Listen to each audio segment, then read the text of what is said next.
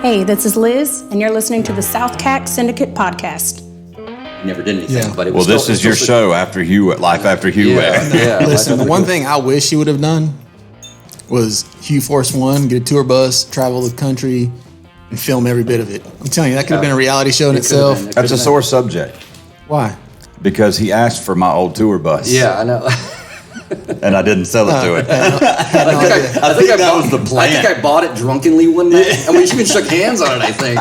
And they're like, he wrote you a check that sat in the drawer for 3 years. And I think still got the check. Hey, me and Jared, I got one of Jared's checks, same way. No doubt. I think it came like, whenever we got sober, and he's like, "You still want that bus?" I'm like, what bus? What are you talking about?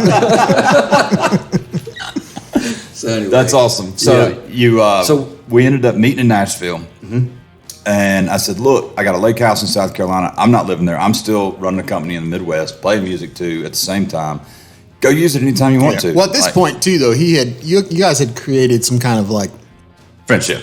Well, and he had like a group of artists that were all. Yeah. So he basically took Paige. Hugh Ware Posse. Multiplied it. Right. Yeah, we did other things with other artists because I was looking at it from the apparel company, thinking, even though I'd reached out to some big, well-known artists, my thought was, well, heck, grassroots it. Hey, grassroots it, and do it with some people that are on the verge of getting there, and it could be a much grow it together, and I think it would be a more of a fun ride. And I didn't have the money to say, and we had conversations. Hey, Jason Aldean.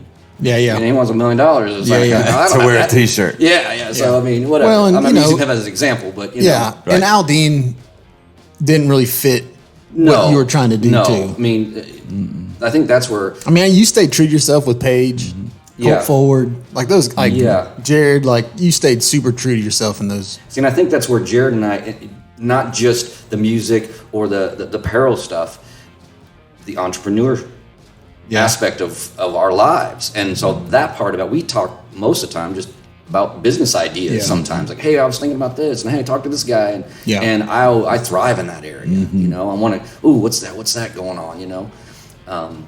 So we built that. I tell him to come to the lake house anytime he needs to. No, that's fine. I'm going to transition him from here to there. So you're in Illinois. So I'm still in the Midwest, right? And he calls me up one day, and this is a true story, right? Calls me up one day and says, "Hey, is that offer to use the lake house for a little bit still open?" I'm like, "Absolutely, dude. I had a key.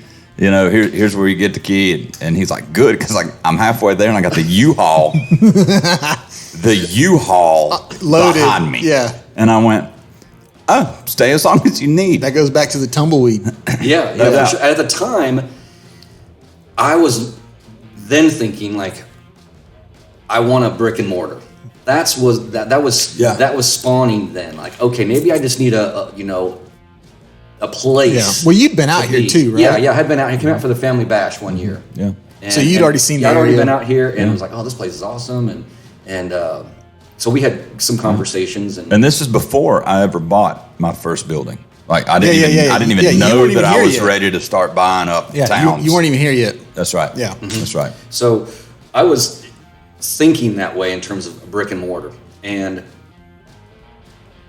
like a tumbleweed. At that point, I had moved from Seattle back to San Diego, and San Diego real estate has exploded as everywhere.